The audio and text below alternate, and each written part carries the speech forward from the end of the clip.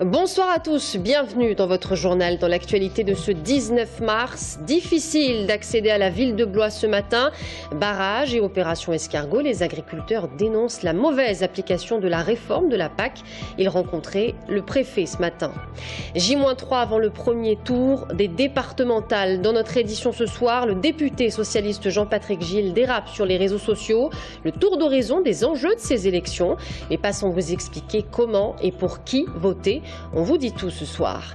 Contrôle antiterroriste sur l'A10 au péage de Sorigny. Les gendarmes contrôlent les flux, le trafic de stupes. Mais depuis quelques mois, les contrôles sont de plus en plus ciblés. Plus d'explications à suivre. Bonsoir à tous. À Blois ce matin, les agriculteurs bloquaient les accès de la ville. 70 tracteurs aux portes de l'agglo pour une opération en deux phases. D'abord plusieurs barrages à des endroits stratégiques. Le rond-point de la Patte d'Oie, celui du centre commercial Cora, puis celui de Cap-Ciné. Et enfin, une opération escargot. Les agriculteurs ont rejoint la place de la préfecture où ils se sont rassemblés à 11 h et ils dénoncent une application ubuesque de la réforme de la PAC. On voit tout cela avec Florent Carrière. Des véhicules pare-choc contre pare-choc sur plusieurs centaines de mètres. Des images observées ce matin à Blois. Mais pour autant, le blocus de la ville n'aura pas eu lieu. Bonjour monsieur. 3 points stratégiques choisis par les agriculteurs pour des barrages la plupart du temps filtrants. Le tout sous surveillance aérienne continue. La préfecture avait même anticipé en instaurant des déviations. Ainsi, sur l'entrée nord-est de la ville, un des points de filtration, à 8 h, la circulation était fluide. Si l'opération était ratée, malheureusement, on n'aurait eu personne. Donc au contraire, là, on a la mobilisation des agriculteurs de notre côté et en même temps les citadins qui sont quand même là présents. Situation plus compliquée en direction du sud. Des automobilistes priés de quitter la voie rapide. Et pour cause, un peu plus loin, le rond-point est paralysé. Les automobilistes présents sont temporairement bloqués. Bah avec une pomme en tout cas. Ah c'est sympa, je peux en prendre 2. Oh oui. Ça fait combien de temps que vous êtes bloqué là? Ça fait au moins 10-15 minutes, là, ça fait oui, 10 bonnes minutes. Au lycée, on va arriver en retard, c'est pas grave, c'est que de la rapidité. Non, c'est pas grave, c'est pas un drame. Elles sont contentes d'avoir été en retard, elles. Non, mais c'est défendable, hein, je veux dire. Écoutez, moi je trouve qu'ils ont raison parce qu'il faut bien qu'ils se défendent. Au cœur des revendications, la PAC et ses nouvelles modalités d'application. Le problème est administratif.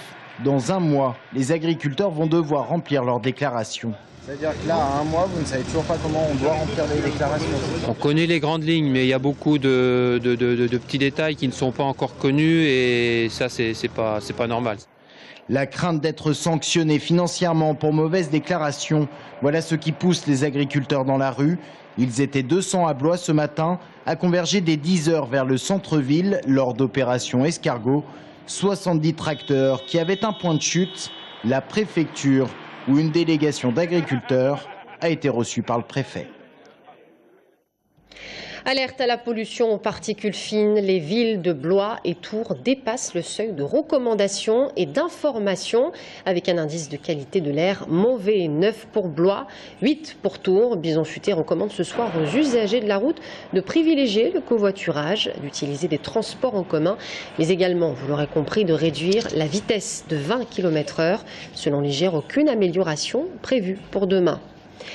Ils ne sont plus payés depuis 2 mois. Les salariés de MedClean, une entreprise de collecte et de traitement de déchets médicaux à Ballon-Miré, appellent à l'aide. 100 tonnes de déchets médicaux s'entassent depuis plusieurs semaines.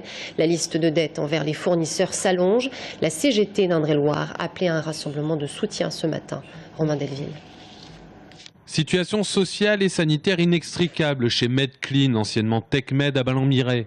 Les salariés de cette société de collecte et de traitement des déchets médicaux sont dans une situation très difficile. Pas de travail parce que des fournisseurs ou des entreprises d'incinération n'ont pas été payés ces derniers mois. Pas de salaire en février, une partie seulement en janvier. 13 salariés sont attachés au site de Ballan. 5 ce matin étaient convoqués en entretien préalable de licenciement économique. Et parmi les négociations, l'urgence d'être payés pour le travail accompli ces derniers mois. Un paiement sur février, mais pas la clôturation de janvier, c'est ce que j'ai demandé. Il va y avoir un suivi rapide. Et puis, donc, c'est pour ceux qui sont vraiment dans le besoin, ils auront un chèque déposé immédiatement. La direction, qui n'a pas souhaité nous répondre, a évoqué avec les salariés un trou dans la trésorerie de 2 millions d'euros. Le site de Lyon, qui emploie plus de 80 personnes, est dans une situation identique. Des représentants de la CGT, alertés, sont venus soutenir les salariés de Medclean. Ce que le syndicat dénonce, c'est aussi le comportement de la direction qui s'enferre dans le mutisme vis-à-vis des salariés. Qu'ils ont visiblement siphonné un peu l'argent de la boîte. Donc après, si des gens comme ça, au bout de 8 mois, encore même pas dire mettre la clé sous la porte, parce que là on ne sait même pas si c'est ce qu'ils veulent faire. À la situation sociale se greffe la situation sanitaire, puisque quelques 25 tonnes de déchets médicaux seraient encore entreposés dans les locaux de Medclean, faute d'avoir été retraités ou incinérés. Débrayage chez TLD Europe, l'entreprise du célèbre taxi-boat à Montlouis-sur-Loire et à Sourigny. La production est perturbée par un mouvement de grève perlé ces derniers jours. Les revendications du personnel portent sur une augmentation de 50 € brut par mois pour l'ensemble des 176 salariés du groupe, dont 96 employés dans l'usine de Saint-Lin dans les Deux-Sèvres. Les propositions de la direction restent insuffisantes pour ces salariés qui rappellent les très bons résultats de l'entreprise, une hausse du chiffre d'affaires de 15% par salarié. Fermeture provisoire de la piscine du Mortier à Tours-Nord pour des raisons de sécurité. Il y a quelques jours, un panneau acoustique est tombé du plafond. Une tige de fixation aurait cédé à cause de la corrosion due à l'humidité des lieux. Quoi qu'il en soit, par mesure de précaution, tous les panneaux acoustiques seront démontés. Réouverture prévue de la piscine le 30 mars. Et la piscine du Mortier avait été, je vous le rappelle, totalement rénovée en 2010. Notre page politique à présent, à 3 jours du premier tour des départementales, la campagne à Tonnes jusqu'ici devient tendue. Dérapage incontrôlé. Cette fois-ci, c'est le député socialiste Jean-Patrick Gille qui se prête au jeu de la formule. Sur son compte Twitter, le conseiller municipal de l'opposition à Tours écrivait hier après-midi: le 11 janvier, nous avons dit non au fondamentalisme. Le 22 mars, disons non au frontamentalisme politique. Et c'est le tweet de trop pour Fabien Coste, le secrétaire du Parti communiste d'Indre-et-Loire, dénonce des amalgames. Jean-Patrick Gille, lui, s'en défend et veut appeler les électeurs à faire barrage à toute forme de radicalisation du discours politique. On les écoute. C'est pas lié du tout aux élections locales. Je pensais pas à ça. Deuxième point, s'il est utile de le préciser, il est évident que je ne mets pas sur un même plan les questions de djihadistes ou terroristes, ni le Front National, ni le Front de gauche. C'était un raccourci, peut-être audacieux ou peut-être maladroit, pour dire un peu un message d'alerte sur ce que je sens, une montée des fondamentalismes, une montée des pensées radicales, des pensées dures, excluantes, qui sont essentiellement justement les pensées du front du refus. C'est le tweet de trop dans cette campagne. Je trouve que monsieur Jean-Patrick Gille aurait mieux fait de faire un tweet sur les enjeux de ces élections et d'essayer de défendre son programme, en tout cas le programme de sa majorité, que de faire des amalgames outranciers entre nous, le Front National, et puis également avec les attentats. Tout ça ne fait pas grandir la politique en général. Ça ne va pas faciliter les alliances pour le second tour ? Ah oui, là je pense en effet que la situation va être un peu plus compliquée pour préparer le deuxième tour, en effet. Et une gauche divisée, une droite qui tombe d'accord et un Front National qui espère bien surfer sur sa courbe ascendante. À 3 jours du premier tour, quels sont les enjeux en Indre-et-Loire? Rapport de force, canton à surveiller de près. On fait le point avec Florent Carrière. La droite et le centre s'apprêtent à reprendre le conseil départemental après 7 années de gestion socialiste. Sanction du gouvernement et forte démobilisation attendue des électeurs. Le président socialiste sortant Frédéric Thomas est en difficulté sur le nouveau canton de Tours-Nord. Certains l'imaginent même éliminé au premier tour.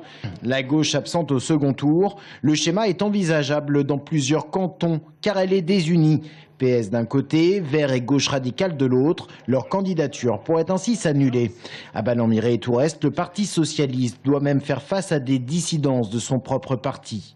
Si la gauche est menacée dès le premier tour, c'est que le Front National pourrait réaliser de bons scores pour ses départementales et ainsi se qualifier au second tour. Le canton de Langeais-Château-Lavalière pourrait d'ailleurs être le plus favorable au Front National.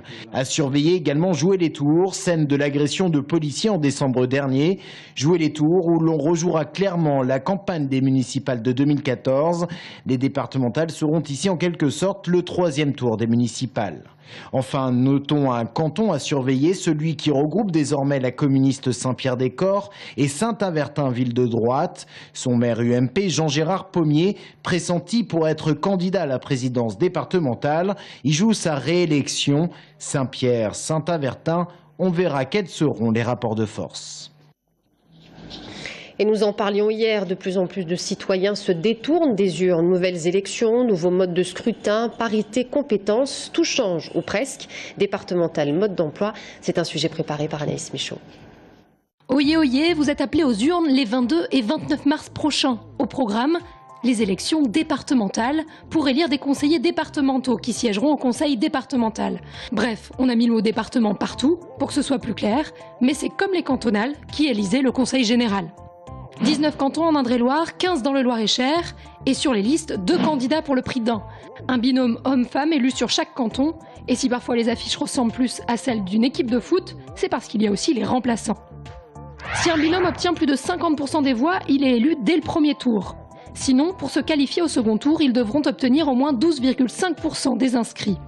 Pas facile, d'autant plus si l'abstention est importante, ce qui devrait limiter le nombre de triangulaires au second tour. 19 cantons, 19 binômes élus, l'Assemblée est renouvelée dans son intégralité et les conseillers peuvent à présent élire leur président. C'est ce qu'on appelle le 3e tour. Tous ont un mandat de 6 ans. Ils touchent en moyenne 2 400 € bruts par mois d'indemnité, sauf le président qui reçoit lui 5 500 €. Alors tout ça c'est bien beau, mais ils font quoi au juste ? L'aide sociale et la santé, c'est ça la première compétence du conseil départemental. Mais ils gèrent aussi les collèges, les transports en car et la voirie, même si tout cela devrait être quelque peu modifié.